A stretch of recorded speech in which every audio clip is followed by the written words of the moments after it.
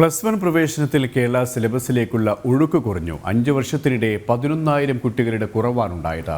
2022-23 കാലയളവിൽ 28,473 വിദ്യാർത്ഥികൾ മാത്രമാണ് പ്ലസ് വണ്ണിന് കേരള സിലബസിലേക്ക് മാറിയത്.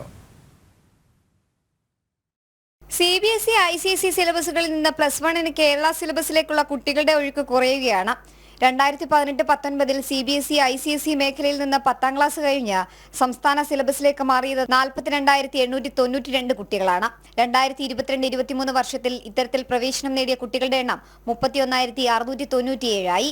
2018-19 10ാം ക്ലാസ് പൂർത്തിയായ 32,733 കുട്ടികൾ പ്ലസ് വണ്ണിന് CBSE തുടർന്നപ്പോൾ 39,013 കുട്ടികളാണ് കേരള സിലബസിലേക്ക് മാറിയത്.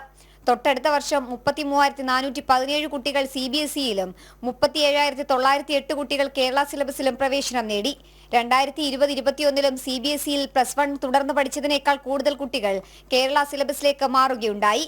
എന്നാൽ 2021-22 വർഷത്തിൽ CBSEയിൽ തന്നെ തുടർന്ന് പ്ലസ് വൺ പഠനം തുടർന്നത് 35,811 കുട്ടികളാണ്. കേരള സിലബസിലേക്ക് മാറിയത് 29,986 പേരും. 22-23 മാറിയ കുട്ടികളുടെ എണ്ണം വീണ്ടും കുറഞ്ഞു, 28,473 ആയി.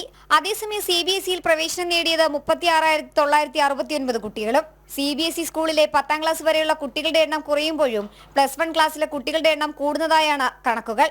ICSEയിൽ 2018-19 കേരള സിലബസിലേക്ക് മാറിയത് 3,899 കുട്ടികൾ. 2022-23 ഇത് 3,224 ആയി കുറഞ്ഞു. ജനം, തിരുവനന്തപുരം.